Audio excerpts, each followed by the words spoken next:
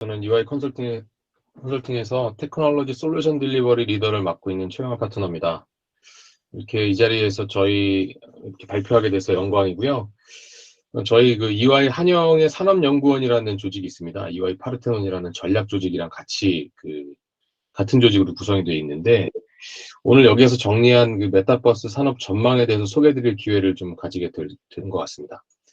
메타버스는 저 오늘 그 배경화면도 좀 메타버스하고 비슷한 그런 배경화면을 좀 장착을 했습니다. 어떠신지 모르겠습니다.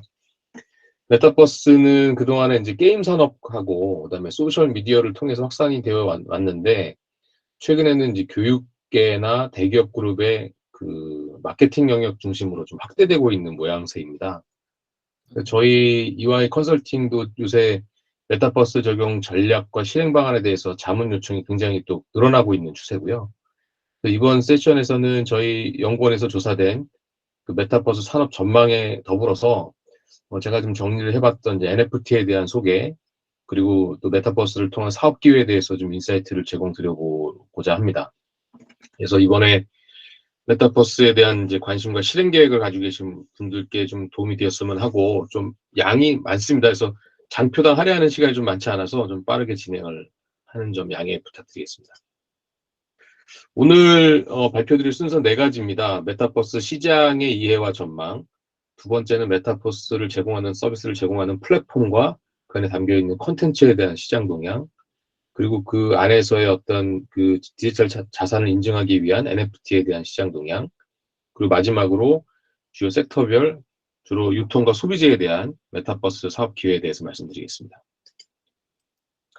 첫 번째로 메타버스 시장의 이해와 전망입니다. 여러분들 다 아시겠지만 메타버스가 지금 참여하신 분들 중에서 메타버스를 경험해 보신 분들 혹시 계시면 한번 이렇게 손이나 이런 손 들어서 한번 표시를 해주시면 좋을 것 같습니다. 제가 발표하는 동안에. 지금 메타버스는 대부분 간단한 미팅이나 게임을 통해서 아마 접하셨을 것 같은데요. 아마 대부분 인지하지 못하신 경우도 있겠지만 많은 분들이 아마 메타버스 활용을 해보셨을 것 같아요. 그래서 산업계에서 이제 이걸 주목받는 사업 기회로 지금 꼽히고 있는데, 앞으로 2년 뒤에는 더 이런 인터넷보다는 메타버스에서 보내는 시간이 더 많아질 거다라고 또 예상도 하고 있고, 또 올해의 단어로 메타버스가 꼽히는 그런 미래학자들이 있는 것 같습니다. 지금 투자를 보면 MS도 이미 블리자드에 82조 원을 들여서 블리자드를 인수를 했습니다. 메타버스의 이제 플랫폼을 확보하기 위한 M&A였고요. 오큘러스도 미국의 이제 플레이스토어 1위를 하고 있는데, 거기도 이제 가상 공간에서 활용하는 오큘러스 앱 회사고요. 그다음에 유튜브도 NFT를 통해서 수익 창출할 수 있는 방안을 마련하겠다, 이런 얘기를 하고 있고, 그리고 일평균 최대 이용 시간 타이틀을 갖고 있는 메타버스의 대장주는 이제 로블록스입니다. 게임 회사고요. 약 이제 하루에 한 5천만 명이 활용을 하는 그런 플랫폼이라고 볼 수 있고, 그리고 혹시 이제 어린 딸이 있는 분들께서 좀 접해 보셨을 듯한 이제 제페토라는 플랫폼은 가입자 수가 지금 최근에 굉장히 급증하고 있습니다. 아마 오늘 세션을 듣고 나시면 좀 새로운 세계다, 이해하기가 힘든 세계다라고 얘기하실 수도 있을 것 같아요. 메타버스라는 게 과연 뭘까요? 어떤 특징을 가진 서비스를 메타버스 서비스라고 부를 수 있을까요? 저희는 한 7가지의 특징으로 정의를 해봤습니다. 이제 여기 7가지 이렇게 설명이 나와 있긴 한데, 요약을 해보면, 유저가 직접 방대한 콘텐츠를 생성을 해서 메타버스 간 상호 연동해서 활용을 가능하게 해서 서로 간의 소셜라이징이 가능해지고, 또 유저가 생성한 디지털 에셋을 통해서 수익이 발생되고, 그 수익이 유저와 직접 공유되는 그런 특징을 보유하고 있는 서비스가 메타버스라고 이제 이해를 하시면 될 것 같습니다. 여러 가지 메타버스가 존재를 하고 있는데, 한 4가지 유형으로 나눠볼 수 있을 것 같습니다. 현실과 이제 가상, 현실에 기반하고 있냐, 가상에 기반하고 있냐, 그리고 상호작용이 개인 중심이냐, 아니면 세계적으로 여러 그 월드와 상호작용을 하는 이제 세계 상호작용 중심이냐에 따라서 네 가지로 나눠볼 수 있습니다. 실제 현실을 기반하고 있는 증강현실이 있을 거고요. 그 다음에 현실의 개인 경험을 온라인으로 기록하고 공유하는 라이프로그, 뭐 브이로그 같은 것들이 여기에 해당이 되겠죠. 그리고 실제 현실 세계를 본떠서 디지털로 구현한 미러링, 그리고 현실과 연기 없이 새롭게 창조한 그런 가상세계, 주로 게임 같은 것들이 여기에 해당이 됩니다. 이렇게 한 네 가지 정도의 유형으로 나눠볼 수 있을 것 같습니다. 메타버스의 성장력이 매우 높은 이유가 뭘까요? 저는 좀 아직 결정되지 않은 것들이 많고, 아직은 성숙되지 않았다는 것이 그 이유라고 생각이 됩니다. 아직 시장에 확고한 지배자가 없고, 그리고 대부분 산업에 적용될 수 있는 서비스고, 시장 파급력이 강하고, 또 이게 국가 간의 경계나 장벽이 없습니다. 그래서 글로벌로 급속하게 확대가 가능하고요. 또 유저가 제작한 그 컨텐츠 기반과 그 컨텐츠의 수익이 유저한테 공유되기 때문에 기존 플랫폼이 가지지 못한 수익을 창출할 수 있습니다. 유저들도.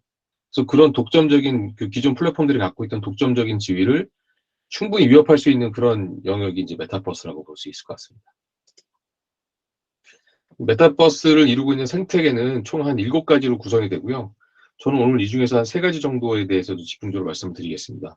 메타버스 서비스를 제공하는 플랫폼, 그 안에 담겨 있는 컨텐츠, 그리고 이제 AR이나 VR과 같은 그 XR 애플리케이션, 그리고 이제 온라인 게임, 그리고 그 안에서의 디지털 자산을 보호하기 위한 NFT, 그리고 그것을 이제 활용 가능하게 하는 인프라와 하드웨어들, 이런 것들이 이제 주요 요소라고 볼 수 있을 것 같습니다. 저는 이제 앞에 말씀드렸던 7가지 요소 중에서 메타버스 플랫폼과 컨텐츠, 그리고 NFT에 대해서 말씀을 좀 드리려고 합니다. 첫 번째, 이제 메타버스 플랫폼과 이제 컨텐츠 시장 동에서 좀 말씀을 드릴 텐데, 처음 이제 플랫폼, 그런 가상 공간이나 공통적인 기능들을 제공하는 플랫폼에 대해서 먼저 좀 말씀을 드리겠습니다. 오늘 이제 소개드리는 이 메타버스의 플랫폼 컨텐츠 NFT의 시장이 굉장히 이제 급증을 하고 있습니다. CAGR 19.4% 정도로 이제 예상을 하고 있고, 뭐 다들 아시겠지만 그 이유는 이제 언택트 시대, 코로나와 같이 비대면 문화가 증폭이 돼서 언택트 시대가 도래하고 있고, 또 유튜브나 가상세계에 친숙한 MZ세대가 점차 유입이 되고 있고요. 그리고 이제 메타버스 기술이 점차 진화해서 좀 실감 나는 그런 그 기술들이 발전을 하고 있기 때문이라고 보고 있습니다. 자, 지금부터 이제 그 메타버스의 플랫폼들에 대해서 말씀을 드릴 텐데요. 그 로블록스라고 하는 이제 그 게임, 그 마인크래프트, 이런 것들은 마인크래프트는 아마 좀 들어보셨을 것 같고요. 이런 이제 게임 플랫폼들이 있습니다. 그리고 이제 제페토라든가 이프렌드 같은 이런 소셜 플랫폼이 있고요. 아직까지는 이 MAU를 보면, 그러니까 monthly activity user, 월간 활성 이용자 수를 보면 게임 플랫폼이 대부분이 좀 압도적으로 좀 많은 유저 트래픽을 차지하고 있습니다. 그리고 이 컨텐츠가 보시면 UGC라고 해서 유저 제너레이티드 컨텐츠, 그러니까 유저가 직접 만든 컨텐츠가 활성화된 이런 플랫폼들이 MAU가 굉장히 높다는 것을 보실 수 있습니다. 자사 컨텐츠로 구성된 포트나이트의 경우에도 MAU가 높긴 한데 UGC로 구성된 그 활성화된 유저 수에 비하면 높진 않은 편이죠. 그래도 이 게임 쪽이 굉장히 많이 발달되어 있는 것을 알 수 있습니다. 메타버스 플랫폼이 이제 게임과 소셜 등의 이용 목적과 그다음에 컨텐츠의 생성 소스, 자사 컨텐츠냐, 유저 컨텐츠냐에 따라 가지고 UGC 기반의 게임 플랫폼, 그다음에 자사 컨텐츠 기반의 게임 플랫폼, 소셜 플랫폼, 이렇게 3가지 유형으로 분류되는 것을 알 수 있습니다. 이 3가지 유형의 대표적인 주자가 자사 컨텐츠를 가지고 만드는 것은 이제 로블록스. 그 로블록스의 경우에는 이제 18세 이하의 유저들이 대부분이고 월간 활성 이용자 수가 2억 명에 육박하는 게임 플랫폼입니다. 그리고 이제 포트나이트 같은 이제 그 게임은 그 배틀로얄부터 이제 시작을 해서 최근에 확장을 하고 있고요.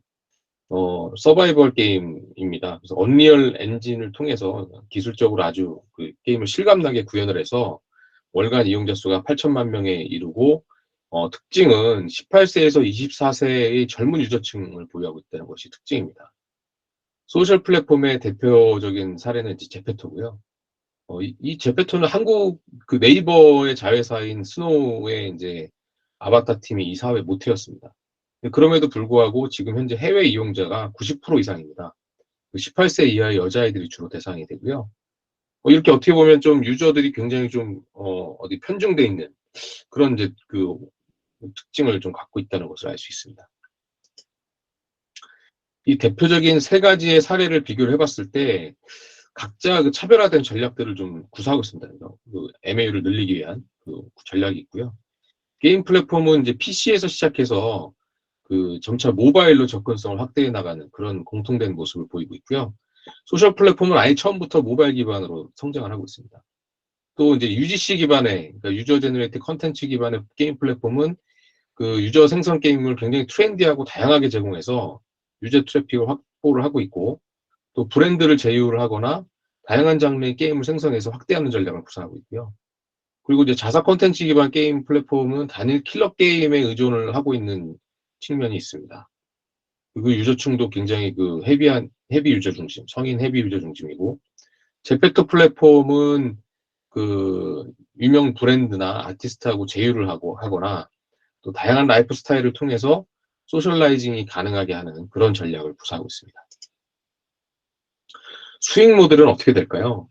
그 메타버스의 수익 모델은 왼쪽에 보시는 것처럼 UGC 수수료, 유료 아이템 판매, 멤버십, 광고, 그다음에 입점 및 서비스 개발 이렇게 이제 그 다섯 가지 정도로 이제 좀 대표적으로 볼 수 있습니다.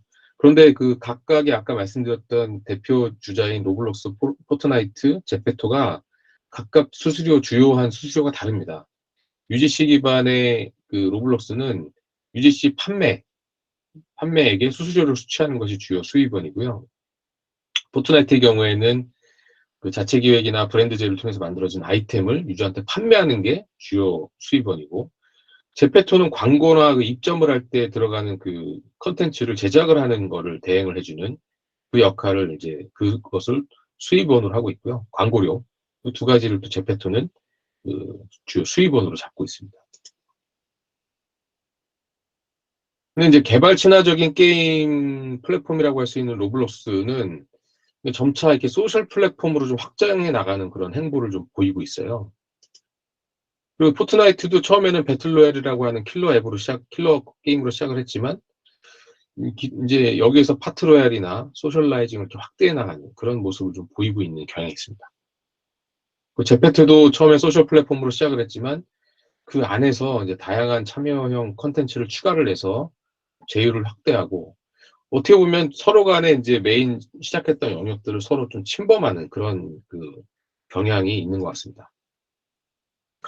예전에 저희 그 세컨 라이프라고 하는 것들을 기억하고 계신 분들이 아마 있을 것 같아요. 그 당시에 이제 완전 센세이션을 좀 일으키긴 했는데 결국은 좀 실패를 했죠. 그 실패했던 이유가 이제 컨텐츠가 좀 너무 방치가 됐었어요. 컨텐츠 관리가 안 되고 또 이제 윤리적인 문제들이 좀 많이 발생했었고요. 그 다음에 이제 고사양의 그래픽을 요구해서 사실 좀 접근하기가 좀 시기상조적인 면이 없지 않았습니다. 그래서 처음에는 굉장히 유저 수가 증가를 했다가 결국은 이제 그 막을 내렸는데요. 여기서 좀 느낄 수 있는 사례는 지금의 메타버스도 이 커뮤니티에 대한 통제나 콘텐츠에 대한 관리가 되지 않으면 아마 세컨 라이프하고 유사한 형태가 되지 않을까라는 의견이 지배적입니다. 반대로 이런 그 관리들을 철저하게 해야만 하겠죠. 그래서 각 유형별 콘텐츠 그 플랫폼에서 성공 요인도 앞에서 이제 세컨 라이프의 사례를 본 것처럼 부지런하게 관리를 해줘야 됩니다. 그래서 UGC 기반의 게임 플랫폼들은 그 UGC 그 샌드박스 툴을 제공하는 게 핵심 경쟁력입니다. 손쉽게 UGC를 만들 수 있는 툴을 얼마나 이 플랫폼에서 잘 제공하느냐.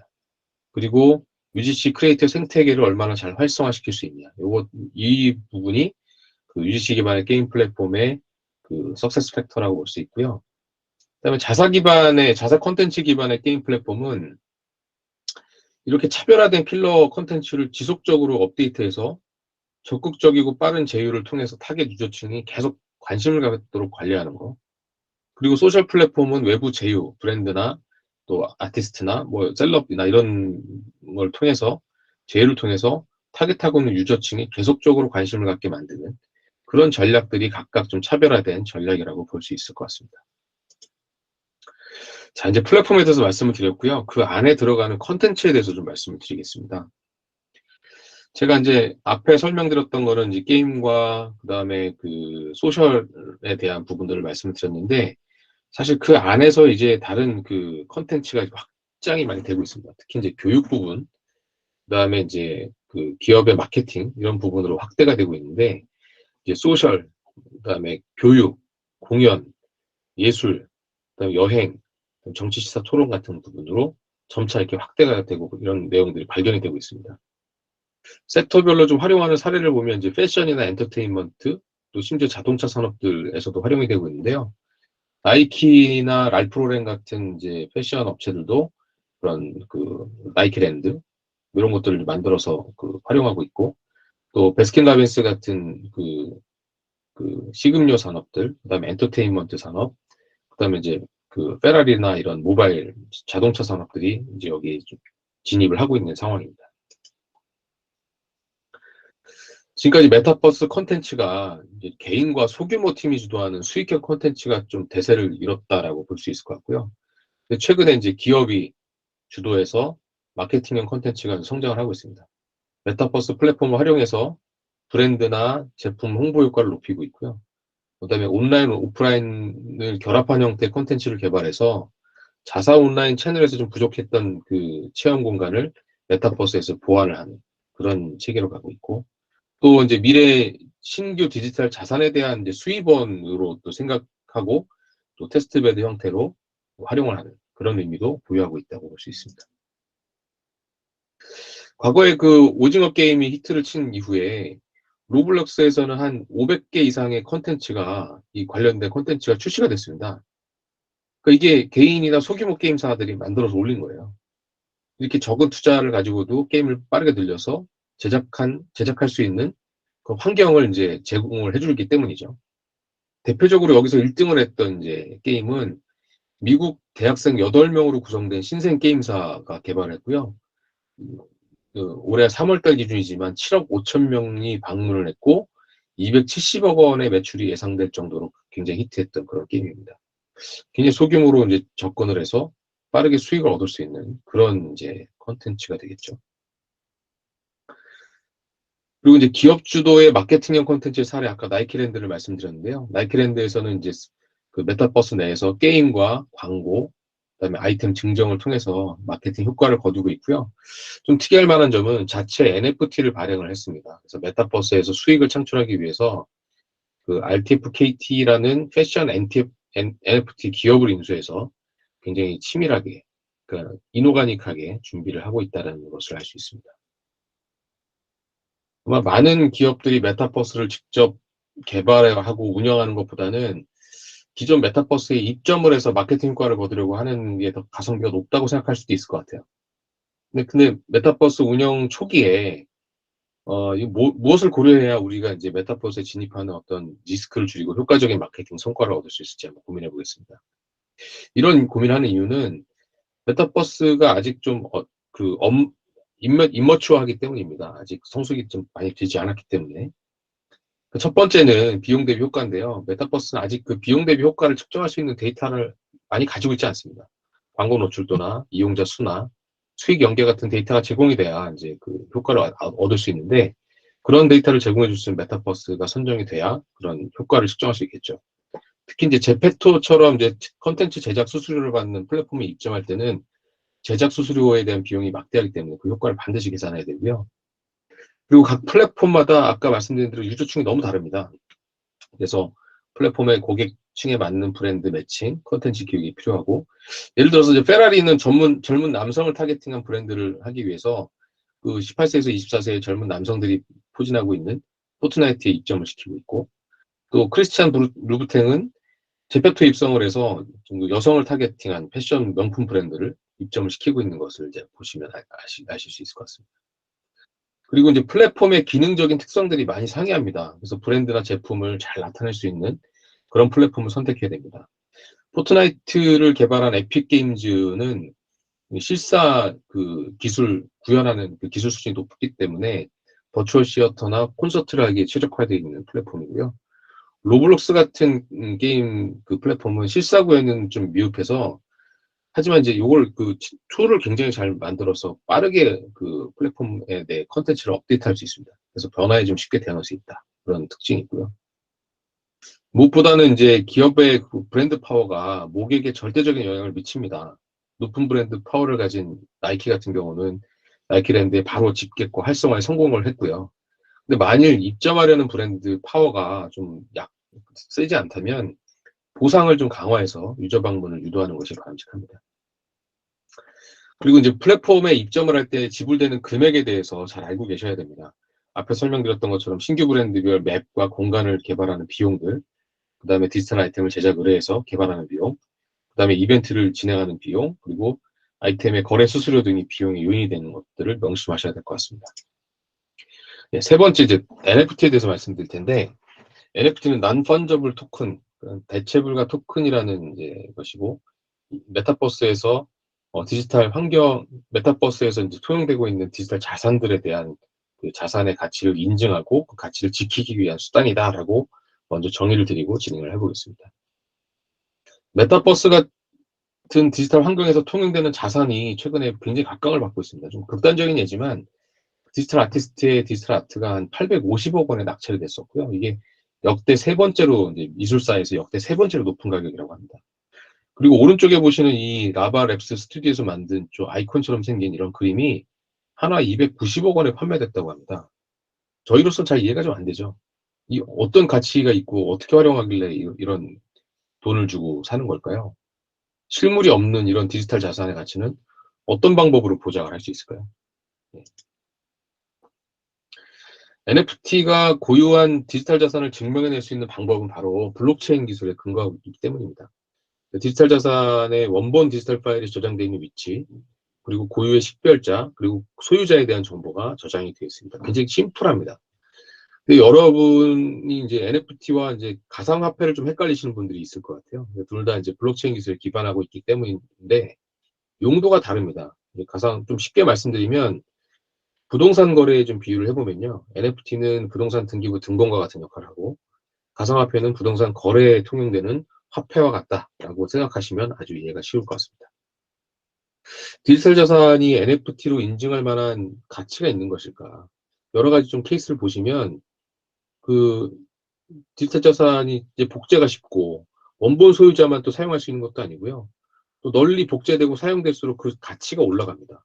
그리고 그 자산을 소유하고 있는 소유자는 그걸 또 과시하고 또는 이제 재판매를 해서 부를 축적하는 이런 형태의 이제 활용이 되고 있죠. 그 디지털 자산을 보유하고 있는 사람들끼리 이제 멤버십이 형성이 되면 그 커뮤니티 활동을 통해서 다양한 이권을 서로 취할 수 있는 이런 이제 멤버십의 성격도 가지고 있습니다. 그래서 희귀한 디지털 자산을 보유하고 있는 사람들은 그걸 이제 과시를 해서 부유함을 과시하거나 예술성을 갖춘 작품을 이제 개인이 보유하게 해주고요. 이런 그 개인의 아이템 소유권, 브랜드 기업의 디지털 자산을 서로 이제 거래할 수 있게 해주는 그런 이제 수단으로 NFT가 활용이 되고 있습니다. 이제 메타버스에서 이제 당연히 이제 그런 디지털 자산들이 거래가 되기 때문에 그 가치를 보장해주기 위한 수단으로 NFT가 이제 활용이 되고 있는 것이고요. 이제 NFT로 보장된 가치는 이제 게임에서 실제 사용을 목적으로 해서 생산이 되거나 보유 자체를 목적으로 생성되는 이제 수익지평의 경우도 있고요. 취득한 자산은 게임의 보상 획득이나 유저들 간의 소셜에서 상호 연계성 강화를 목적으로 활용되거나 자기 과시 수단으로 이렇게 활용되는 영향을 보이고 있습니다. 지루한 원숭이 이거 보신 적 있을 것 같은데요. BAYC라고 이제 요상한 좀 회사가 있죠. 여기서는 이런 유형의 디지털 아이콘을 다양한 모양으로 만들어서 이거 NFT를 부여해서 판매를 했습니다. 판매를 통해서 거래가 되면서 이 가치가 급격히 올라가기 시작했고요. 이 아이콘을 SNS 프로필 사진으로 올리고 내가 소유자임을 증명하면 그 사람은 막대한 부를 보유하고 있는 사람이다라는 것이 이제 증명되는 방식으로 활용을 하고 있습니다. 이런 이제 NFT 인증 디지털 자산을 거래하기 위해서 이제 마켓플레이스가 있습니다. 이런 그 NFT가 부과된 디지털 자산을 거래하는 마켓플레이스가 대표적으로 오픈시와 룩스레어, 이제 압도적으로 거의 여기에서만 거래가 되는 것 같아요. 오픈시가 굉장히 많이 활성화되고 있고요. 여기 오픈시의 이제 조회 화면입니다. 여기 이제 그 썸네일이 나오고요. 여기서 주식을 사고 팔듯이 우리가 이제 온라인 시장에서 물건 사고 팔듯이 조회가 되고 거래가 되고 있습니다. 특히 이제 이런 뭐 디지털 이런 것뿐만 아니라 음악이나 미술 작품, 사진 같은 것들도 NFT를 부여해서 판매를 하고 있습니다. NFT 인증을 통하면 그 플랫폼 간의 거래가 가능해집니다. 그러니까 그 가치를 그 블록체인상에서 인증을 해주기 때문에 한 게임 플랫폼에서 거래되던 아이템이 다른 게임에서도 거래가 될 수 있게 하고요. 또 복수의 마켓플레이스를 통해서 뭐 디지털 자산을 거래할 수 있는 그 거래 그, 가 쉬워지는 거죠. 그리고 디지털 자산이 재판매가 될 때 원작자한테 일정 수수료를 지급할 수 있습니다. 그래서 원작자에 대한 권리 보호도 가능하게 되는 것이고요. 그리고 NFT로 인증된 디지털 자산은 메타버스 내에서 아이템으로 활용이 되거나 이렇게 프로필 사진으로 이렇게 활용이 되는 이런 모습들을 볼 수 있습니다. 이제 그 마지막으로 이제 주요 섹터별로 메타버스 그 사업의 기회에 대해서 좀 말씀을 드리겠습니다. 메타버스를 통한 이제 추가 그 수익을 창출할 수 있는 가능성, 그리고 메타버스 사업과의 이제 인접성, 접근성을 놓고 봤을 때 게임이나 인터넷 서비스 같은 산업군은 메타버스의 핵심 산업군입니다. 그 추가 수익 창출 가능성이 높아서 좀 직접적으로 이 경쟁에 직면한 산업군이라고 볼 수 있고요. 유통이나 엔터테인먼트, 교육군은 창출은 높지 않지만 그 메타버스 전환이 용이하고 또 기존 산업에서 가상 공간으로 제품이나 컨텐츠 판매가 가능한 영역입니다. 그리고 소비재나 모빌리티 같은 산업군은 메타버스하고의 관련성 높지 않지만 그 효과가 높을 수 있는 산업이고요. 그래서 제가 준비한 이 세션에서는 그 많은 기업이 좀 관련돼 있고 파급 효과가 큰 유통과 소비재 산업 중심으로 사업 기회를 한번 말씀드리겠습니다. 먼저 유통 쪽입니다. 이 마케팅을 통한 판매 채널 확대, 또 가상 재화를 제작해서 판매하는 이제 사업들이 있고요.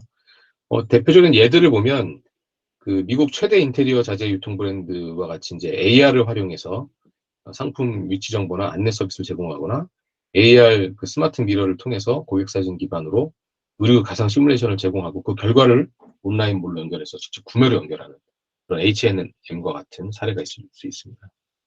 그리고 미국의 이제 스킨케어 브랜드 더마로지카는 VR 기반으로 가상 스토어를 개장했는데 여기서 이제 굉장히 초현실적인 경험을 제공을 한다고 합니다. 그래서 여기에 이제 오랫동안 머물게 하고 온라인 스토어로 연결해서 실제 구매로 연계하는 그런 호응을 얻고 있고요.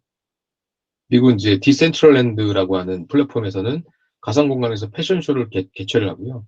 60개 브랜드가 참여를 했고 런웨이에서 이렇게 선보인 아이템들이 NFT로 인증이 돼서 판매가 되고 그건 다시 또 가상 공간에서 아바타에 적용이 돼서 활용하는 그런 그 일들이 벌어지고 있습니다. 일본도 라쿠텐도 울트라맨 기반의 캐릭터를 만들어서 멤버십을 부여해서 이권을 주고 있고요.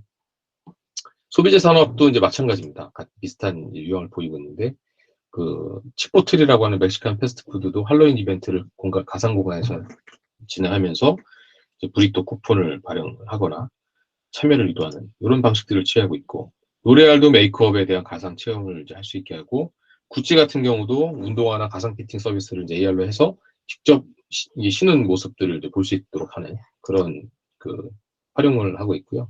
제페토나 로블록스 내에 이제 구찌는 입점을 했습니다. 거기서 가상 아이템들을 판매하고 온오프라인을 연계해서 하는 서비스들을 하고 있고요. 그리고 돌체앤가바나도 NFT를 발행을 해서 멤버십을 이용하고 있고, 그리고 아디다스도 아까 이제 지루한 요트클럽 원숭이 그 그림 아까 보신 BAYC하고 협업해서 메타버스를 발행해서 실제 상품을 주거나 전용 채널에 입장 권한을 부여하는 등의 혜택을 가지고 새로운 수입원을 확보를 하고 있습니다.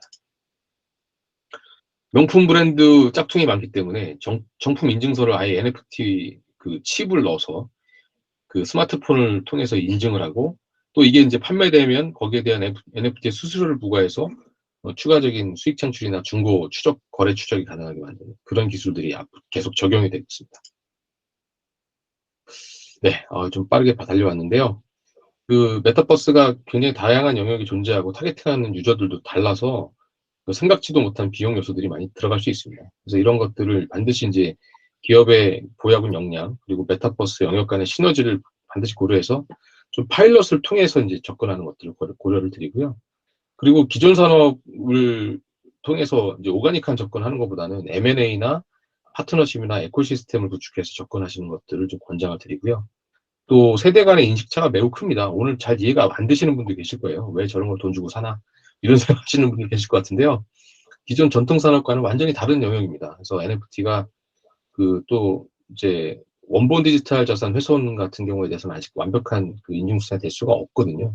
그래서 그런 이제 한계점들이 있고, 또 디지털 자산의 저작권이나 소유권, 사용권에 대한 문제가 아직 숙제입니다. 그래서 이런 관련 산업을 적극적으로 추진한다라고 하면 내부 관리나 통제가 굉장히 필수적이고요. 감사 이런 것들에 대한 대응이 반드시 수반되어야 안전한 거래를 할 수 있습니다.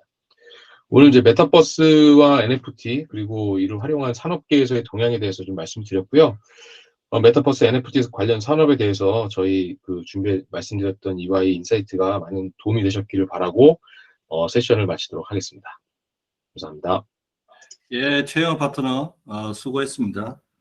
우리 최영업 파트너는 제가 이제 아끼는 우리 컨설팅 후배인데 제가 자문하는 우리 이제 회사 BI 회사하고 이제 EY 컨설팅하고 서로 협업하는 걸 소개하느라고 올 중반에 만났다가 최근에는 또 컨설팅 프로젝트 하나 같이 기획하는 게 있어서 그래서 최근에 만나다가 이번에 이제 초대를 했는데 아마 옛날에 한 7, 8년 전에 디지털 트랜스포메이션 하면 회사에서 사실은 회사가 그것에 대해서 이해하는 어웨어니스를 높이는 게 처음이 시작이고 그 다음에 거기에 이제 실질적으로 관련성이 높은 회사라고 하는 산업이나 회사라고 하면 거기에 챔피언들도 이제 지정하고 그래서 실질적인 자기 사업의 영역으로 이렇게 이제 발전시켜야 되는데 어쨌든 제가 여러 가지 물어보고 싶은 건 많은데 시간이 넘어가서 제가 나중에 제 시간을 줄여서 나머지 분들은 다 시간 사용하시고 제가 버퍼로 하면 되니까 그래서 최영업 파트너는 이렇게 하시면 될 것 같아요. 메타버스 하면 우리 최영업 파트너를 찾아주세요. 그러면 아마 2에서부터 그다음 비즈니스 유즈 케이스 그래서 어떻게 출발해야 되는지 이런 것들 아마 할 거고 그다음에 우리 아담연에 참여하신 분들은 아담연에 참여하신 분들의 고객 또는 자기 비즈니스 하여튼 이런데 아마 메타버스 고민들 많이 하고 계실 거예요. 그러면 최영업 파트너한테 연락을 해서 같이 논의를 하시면 될 것 같습니다. 예, 수고했습니다.